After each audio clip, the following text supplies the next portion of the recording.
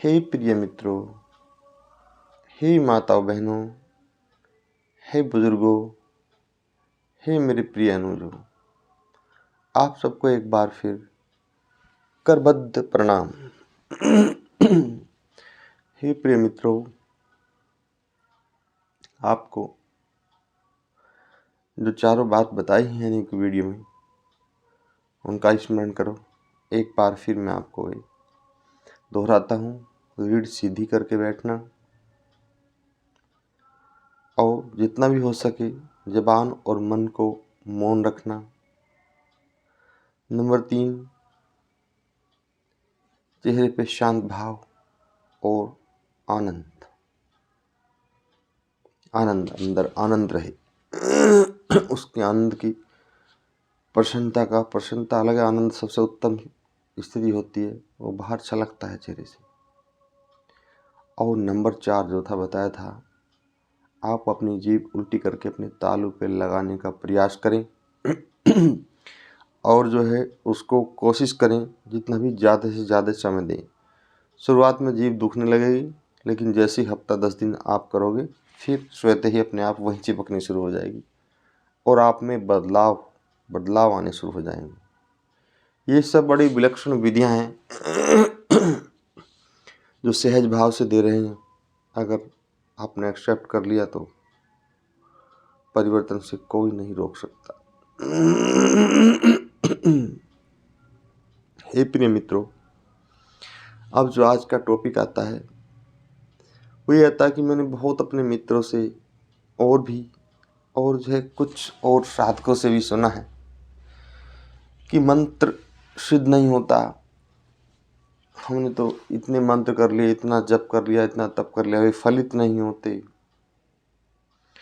सिद्ध होने से मतलब है उससे कार्य हो जाना, उसमें ऊर्जा उत्पन्न होना, है ना।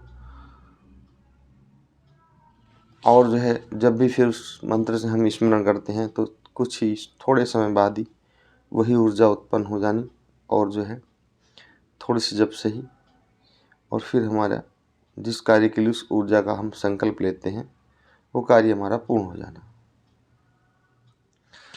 हे मेरे प्यारे मित्रों, इसके लिए अनेक विधियां बताई हैं YouTube पर, लेकिन एक बिल्कुल ऐसी विधि है जो अनुभव की है, तो मैं वही बता सकता हूँ। क्योंकि कैसे किसने क्या बता रखा है तो हमें नहीं पता, सबके अपने अनुभव हैं। अब ये आप लोगों पर चयन पर डिपेंड करता है कि आप किस रास्ते से चलें और उससे क्या लाभ लें। सर्वप्रथम, अगर आपको किसी देव की आराधना से कोई कार्य पूर्ण करना है, या कोई अपने जो है मंत्रों की सिद्धियां वगैरह जो होती हैं इन्हें आपको करना है कि ये जो है सिद्ध हो जाएं, इनकी ऊर्जा ब्रह्मांड में हमसे कनेक्ट हो जाए और फिर हम अपनी इच्छा अनुसार विनय विनती करके, प्रार्थना करके अपना कार्य कर सकें। उसके लिए सर्वप्रथम बड़ी विचित्र अवस्था होती है। नंबर 1 तो आपको शुद्ध स्वच्छ होना पड़ता है तन से। जब आप तन से स्वच्छ हो जाते हो, आपकी मनोवृत्ति ऐसी होती है कि आप मन से फिर स्वच्छ होने शुरू हो जाते हो कि ये जल का गुण है। आप जितनी बार भी इसके संपर्क में जाओगे, ये आपको तन को शुद्ध करेगा। जब तन को शुद्ध होगा तो चाहे कुछ कम समय के लिए हो, लेकिन मन भी शुद्ध होता है। और उसके बाद फिर नियम अनुसार आप अपना आसन लगाए बैठिए। कोशिश करें, अगर आश्रम जो है अब तो नहीं मिलेगा, पहले मृगशाला वगैरह के होते थे, अब तो मिलेगा ही नहीं, क्योंकि ये जो है दंडनीय अपराध है, इसका गलत प्रयोग किया गया। लेकिन वो नहीं है तो कोई बात नहीं, आप ऊन का आसन बिछाइए। ऊन होता है ना, ऊन, कंबल हो, आसन ऊन के आप बिछाइए और वही अपनी रीढ़ सीधी करके बैठिए। फिर जो भी आप मंत्र जप कर रहे हैं, मेन बात आप सुनो, जो असली बात मैं आपसे बताना चाह रहा हूँ। वो तो ये था जो पहले बताया हमने कि स्नान इत्यादि, ये तो क्योंकि ये रास्ता है जहाँ से चल के आना पड़ता है, हर चीज़ का विधि विधान होता है ना। अगर विधि विधान नहीं होता तो शिशु अवस्था गर्भ से होकर बड़ा नहीं होता, तुरंत बच्चे को बड़ा कर देते। विधि विधान क्यों बनाया कि ऐसे ऐसे गर्भ में जाएगा बच्चा, ऐसे छोटा शिशु, फिर डिलीवरी होगी, फिर ऐसे होगा, बड़ा हो, फिर इस तरह बड़ा होगा, इस तरह बड़ा होगा, तब वो वयस्क एक मनुष्य बनेगा। अगर ये विधि विधान नहीं होते प्रकृति के तो स्वयं तुरंत बड़ा बच्चा हो जाता। इसलिए हर एक कार्य का विधि विधान निश्चित है, तभी वह सफल होता है। और विधि विधान में जो मेन बात है वो ये है कि आपको एक कार्य का अभ्यास ऐसा बनाओ, जो मैं बताने जा रहा हूँ अभी। अगर आपको मंत्र की पूर्ण सफलता लेनी है तो ये अभ्यास बहुत ही मतलब जो है कठिन भी नहीं है। करने वाले के लिए तो कुछ भी कठिन नहीं है, और ना करने वाले के लिए तो एक सांस लेना भी कठिन है, वो भी आलकस भर ही लेता है। इसमें आप जो भी मंत्र बोल रहे हैं, मंत्र बोलने वाले और मंत्र सुनने वाले स्वयं हो। आप समझो मेरी विधि। जैसे आपने मंत्र बोला कोई ओम नमः शिवाय, तो इस अपने श्रीमुख से बोला और आपने ये खुद नहीं सुना, समझे? अब आप समझ गए नहीं बात? आपने अपने इस शरीर है आपका, ये शरीर का ये मुंह है, इस मुंह से बोला, और आप जो अंदर बैठे हैं आपने वो मंत्र सुना। अगर आप हर मंत्र को सुनते रहोगे तो निश्चित ही उस मंत्र की ऊर्जा आपके अंदर प्रकट हो जाएगी और वह मंत्र सिद्ध हो जाएगा। लेकिन अगर आप अपने श्रीमुख से बोलते रहे और आपने वो नहीं सुना तो आपकी गिनती नहीं होगी। अब देख लो, तो बोला कि ओम नमः शिवाय, ओम नमः शिवाय, ओम नमः शिवाय।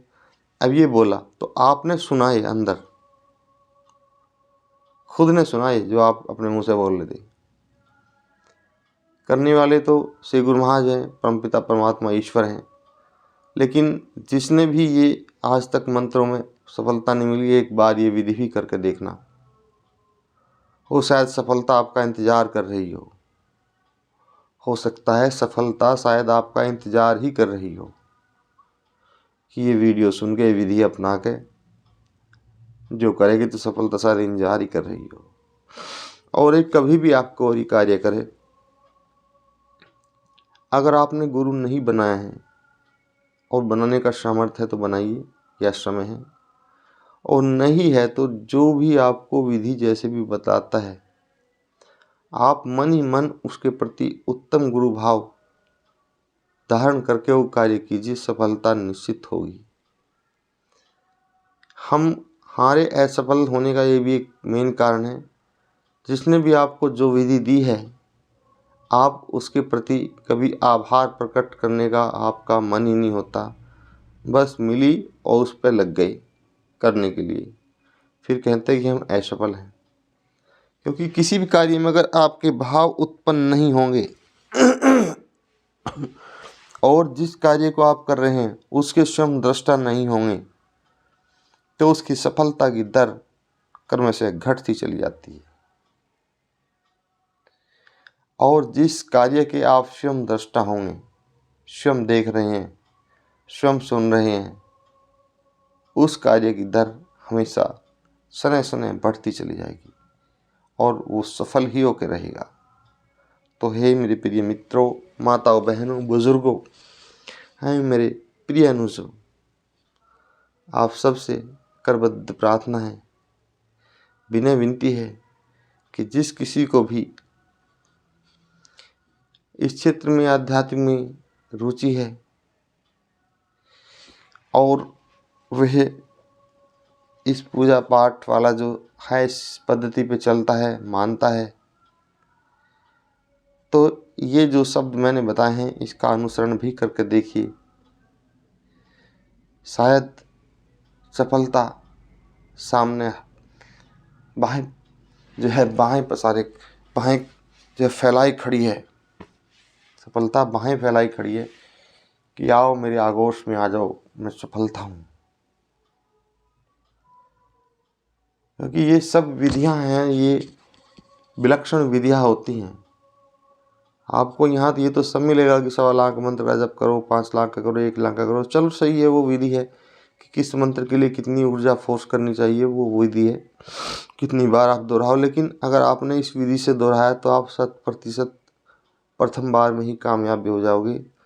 अन्यथा फिर जो बहुत बार करना पड़ता है ना, क्योंकि हमने तो कहाँ 1 लाख जबा कर 1.25 लाख जब करने थे, 1 लाख करने थे, हमने तो कम से कम 10 लाख कर दिए होंगे, तब काम बना या उसके बाद बना। आपने तो 10 कर दिए, लेकिन वहाँ तो काउंटिंग 10 नहीं हुई देना भाई, क्योंकि आपने जिस विधि से भी जप किया है, जब आप उस चीज़ के गवाही श्रोता ही नहीं हो, आपकी आत्मा ही तो गवाह बनती है उस चीज़ की। ब्रह्मांड से उस चीज़ खींचने के लिए आत्मा, सो परमात्मा बोलते हैं ना, आत्मा परमात्मा का ही एक रूप है। तो यही तो गवाह बनती है आपके कर्मों की। ये गवाह बनती है तो आपका कार्य सफल फिर निश्चित है कि हाँ, इसका फल तो यही देती है, फल भी, क्योंकि परमात्मा का ही अंश है भी। और आपने यही वो चीज़ रिकॉर्डेड नहीं करवाई, जब एंट्री नहीं हुई उस चीज़ की, तो फलित कहाँ से होगी। सोचिए, आप जो मैं कह रहा हूँ इसको विचार कीजिए, मनन कीजिए, और अगर आपको ये उत्तम लगता है विचार, बिल्कुल उत्तम, तो इस चैनल को सब्सक्राइब कीजिए, बेल आइकन, एक जो घंटी वाला बटन है उसे पुश कीजिए, और अपने मित्रों को शेयर कीजिए जो धार्मिक कर्मों में आस्था रखते हैं, क्योंकि जिससे भी आप बात करोगे वही धार्मिक है और आपको अपने से भी ज़्यादा धार्मिक बात बता सकता है। लेकिन वास्तविक जब कर्मकांड आता है तो वहाँ पे कोई बिरला ही रुकता है, सैकड़ों में से कोई 1-2 रुक पाता है। बाकी वे हैं सब जो है कुछ भी त्याग नहीं करना, और सब प्रभु से लेना ही लेना। प्रभु के लिए प्राप्त करना है तो कुछ छोड़ना पड़ता है, को मैं फिर दूसरी किसी वीडियो में बताऊंगा। अब जो है मैं अपनी वाणी को विराम देता हूँ। आप सबके लिए करबद्ध प्रणाम।